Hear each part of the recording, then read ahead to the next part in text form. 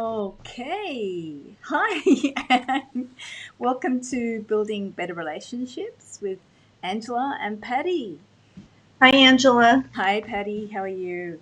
I'm good. I'm just getting excited about being live and our topic today for building relationships, better ones at home and at work, is what is being authentic?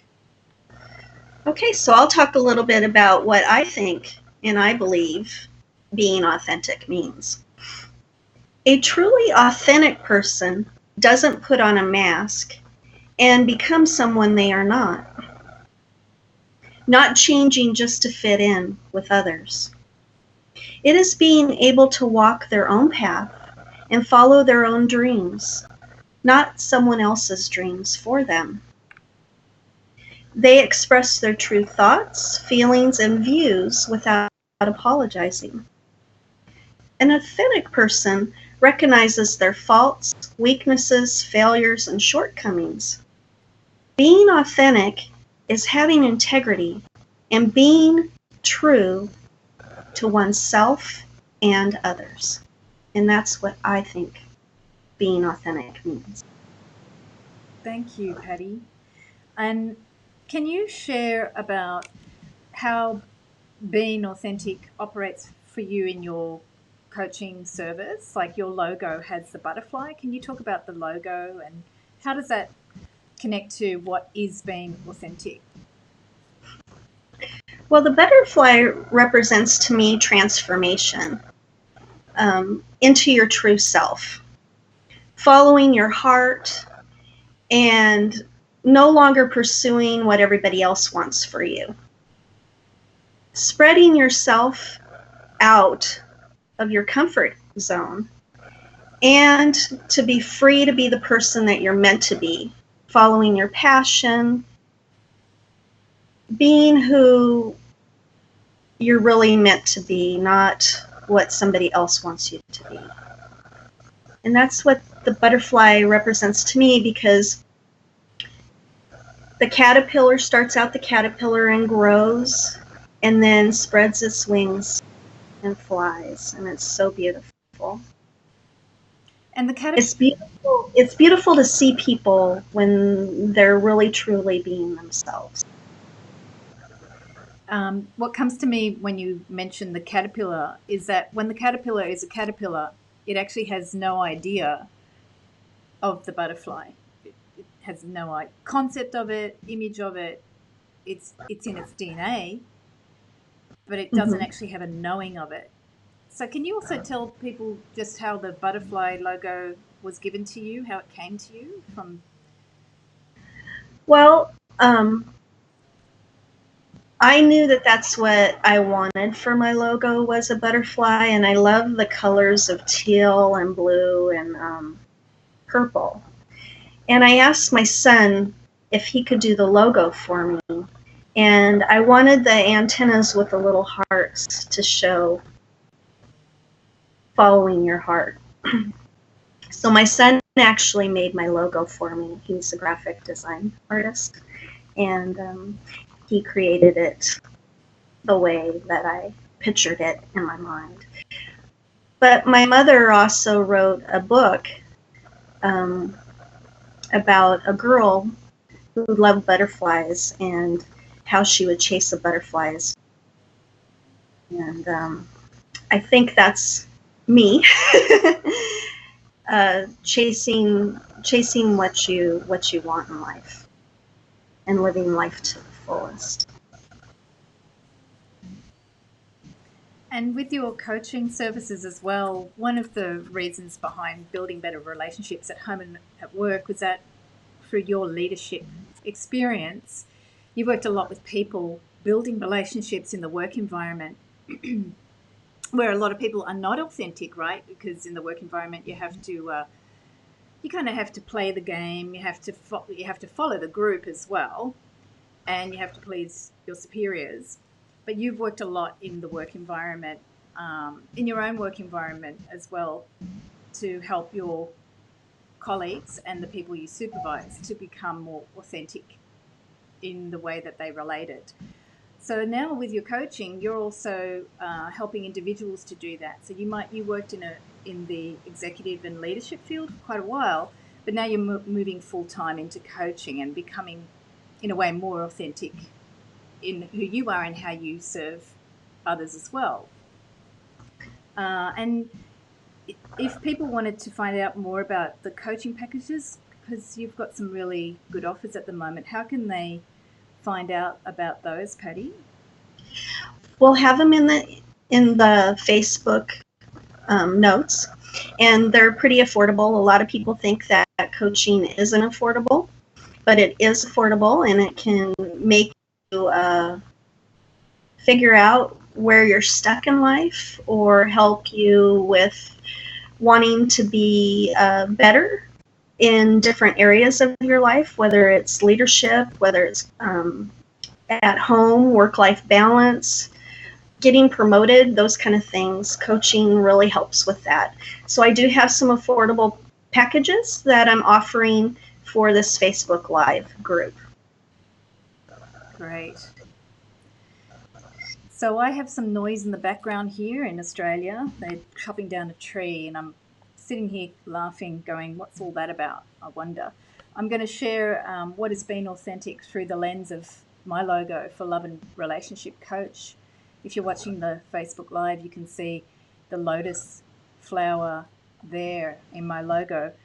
And the lotus, the way I work with authentic love and being authentic, the lotus actually represents the flowering of the heart. So this is actually the spiritual heart. And when I work with relationships, whether it's your personal relationship to yourself or love relationships with between family members or with a love partner, a lot of people come from a very mundane, I call it mundane level of love. Like, I'm angry at this person because they did this. I love this person because they do that. It's a very simple version of love. But when you work with the flowering of the heart through meditation or just deeper connection to yourself, you don't have to sit all day and meditate to connect to yourself. You can just become deeper and deeper connected to your heart through movement, through dance, through listening, through breathing and focused breathing, and also just seeking understanding of yourself and others. That is good at the best place to start, just looking to understand others in your relationships. What happens is the heart starts to flower and you get to higher forms of love. And this is what I see as the authentic self. All the other stuff in relationships where we're pointing fingers and pulling people down or trying to make people fit into a box, that's not being authentic. That's actually a very lower form of human connection. It's what I call sometimes the emotional body or the mental body. So the lotus in my logo represents that flowering of the heart, which is your actual authentic true self. It's your spiritual self coming through your personality. And it happens every day, but we often don't pay attention to it. So building better relationships with Patti and myself is bringing you more awareness to that, like how to bring that true authentic self out and to see the strategies that will support that for you. So the other pieces I wanted to share about what is being authentic in terms of love relationships. A lot of, in especially personal relationships, this is different to maybe the work environment slightly. So Patti, I want you to help us with that work environment.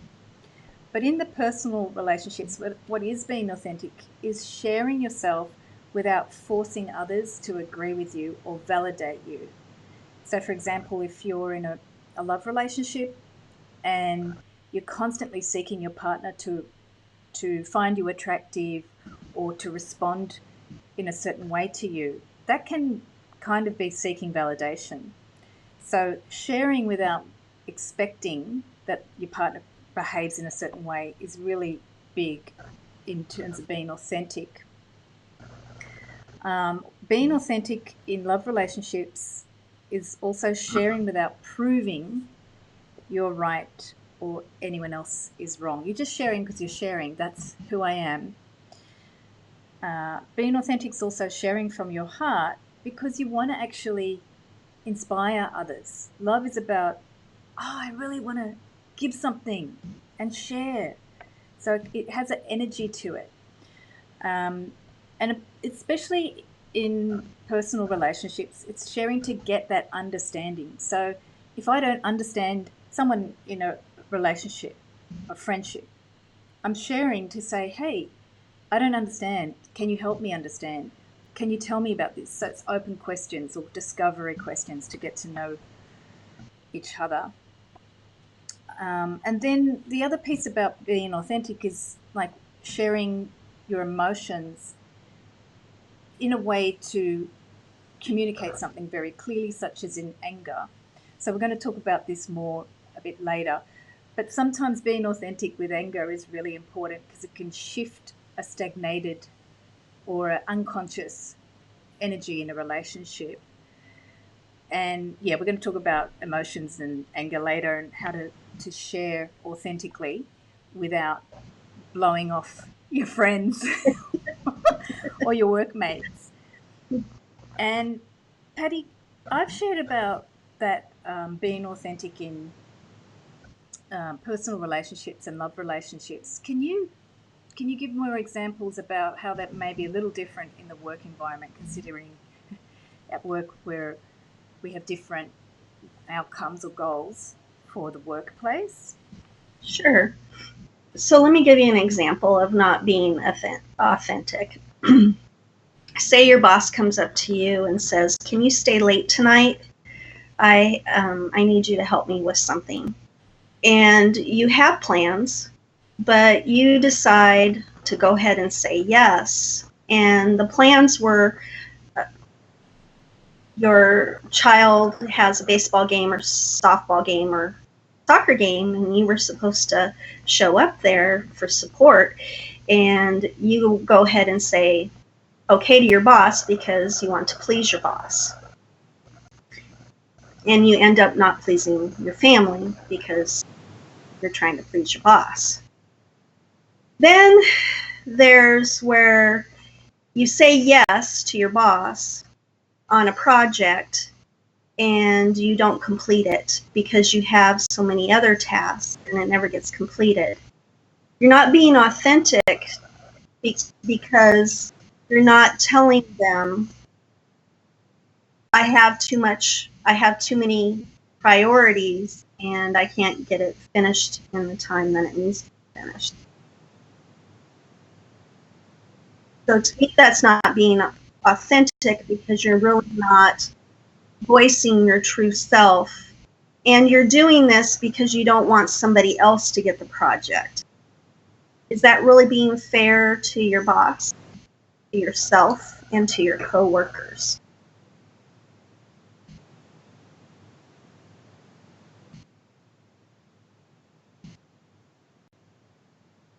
So those are some examples of not being authentic in the workplace.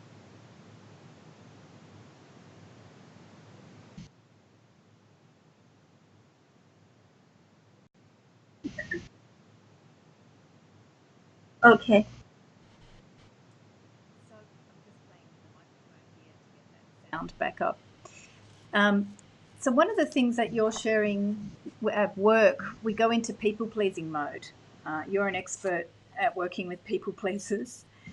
Uh, and one of the motivating factors at work, and this also happens in personal relationships, we we go into people pleasing because we're more worried, or in our heads we're thinking that if I say yes to doing something that I don't want to do, this person will like me. We're more worried about somebody liking us than actually being honest. We're more concerned about saving face. So if I say no to my boss, what will the boss think of me? Or if I say no, or if I take that job, I won't disappoint my boss. So we're really worried about how we look, how we come across. And that's also in personal relationships. A lot of what we do when we fear losing face, we try to cover up our true authentic self with what we think our loved one wants. And we waste a lot of energy that way. So there's one more piece around personal relationships that I wanted to address, which is very much connected to, again, how we think people should behave. And it's one of the strategies I've noticed. Say, for example, you're worried about losing face in a personal relationship or a professional one. You end up doing sabotaging behaviors like criticizing other people instead of looking at, say, in your case example of not being authentic in the workplace or saying yes when you really don't want to say yes or because you feel you have to say yes. What happens in personal relationships when we operate from that fear, we actually start getting angry because we're not being our authentic self, and we start blaming our parents, our loved ones, our partner, our children, grandparents, all sorts of people. We start pointing fingers because we feel like we can't be honest, or we feel like they're forcing us to play a certain role that we don't want to play. And what I've noticed a lot is that people end up claiming they're being their authentic self when they vent their disappointment. So, for example, I get a lot of clients who are dating and they're with someone who can be quite destructive or quite distant, someone who can be more physically destructive or quite distant. So they spend a lot of their energy criticizing that person rather than actually saying, if you're in the dating phase of the relationship, the real question at that point is, do I want to be with that person? Right. That's the real question in the dating phase.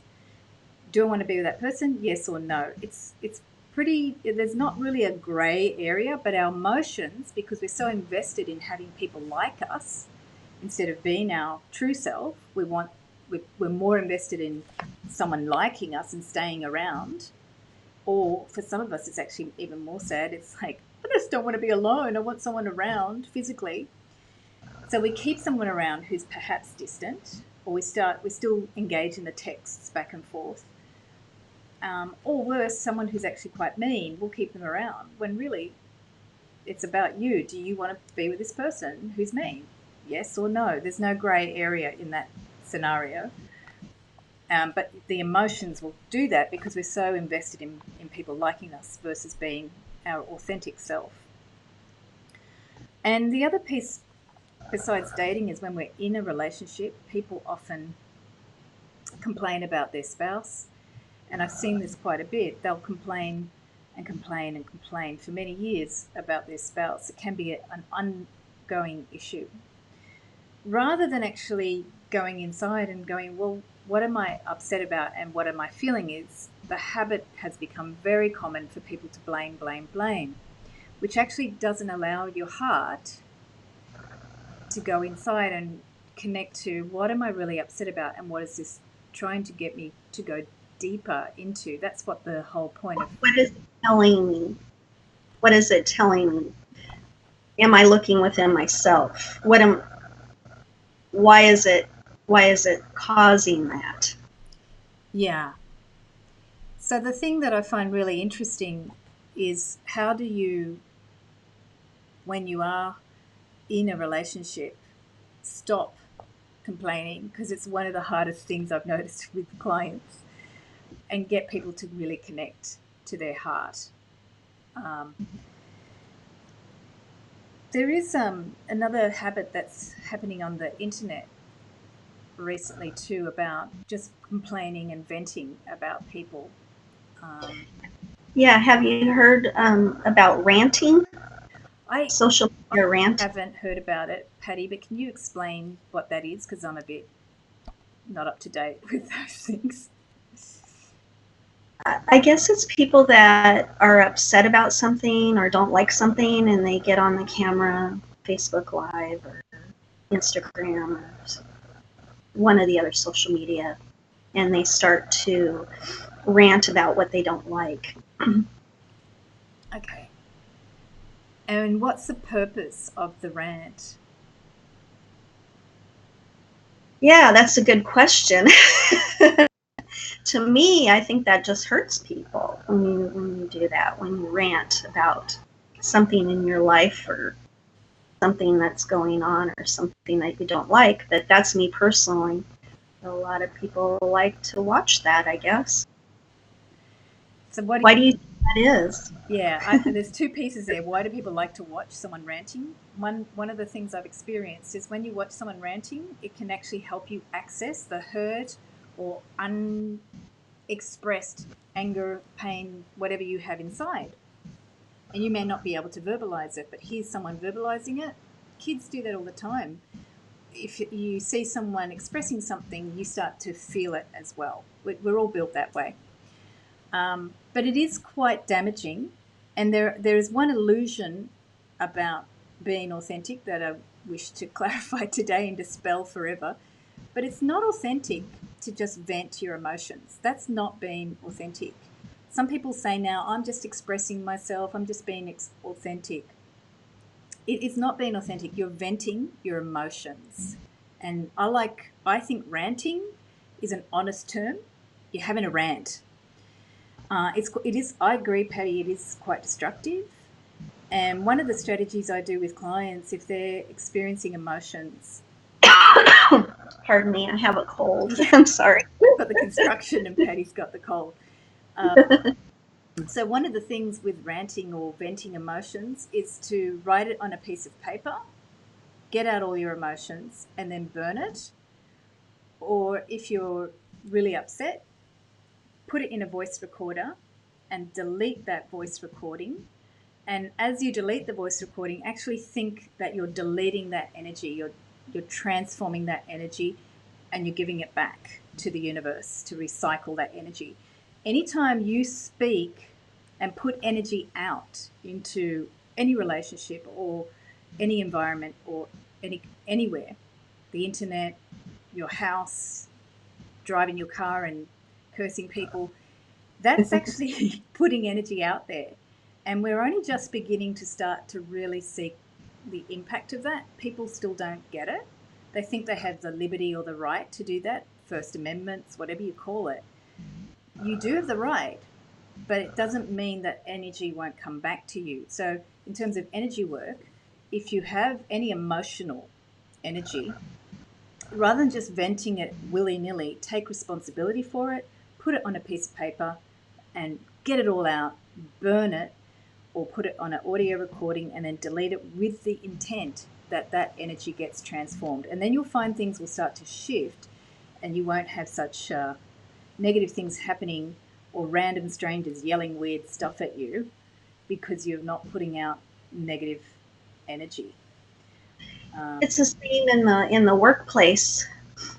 Say that you're really angry and you're writing an email to a coworker or a project that you're working or something like that, and you write it out, and it's walk away. Don't hit that send button. Get it all out. Write it all out. But then come back about 10, 15 minutes later, delete it, rewrite it in a calm fashion, compassionate fashion. I think we've all done that where we've gotten mad and we've sent an email and we've regretted it. You don't want to do that. Also, always journaling is a great way to get out emotion. So I really recommend in the workplace that you have a journal where you lock it up, but somewhere where you can get out some of your emotion that you're feeling, because especially if you're a very passionate person and you're very driven, you have a lot of emotion towards your job. So I really recommend that you have a journal, and don't send an email that you're going to pay for later, because it will come back to you, like Angela said. And we've all seen that happen. Unfortunately, we learned the hard way. So really, really think about what you're writing and the intent that is behind that. Yes, the emails we wish we never sent. That's amazing. Yes. So we would really appreciate your feedback on what we've shared about the ranting, the venting on social media. Our next podcast on Facebook Live is going to be about technology and relationships. I'm going to talk about how technology impacts the actual physical body and intimacy, how to feel, and we'll talk also about anything that you have to share about how technology has impacted your relationships at work or home.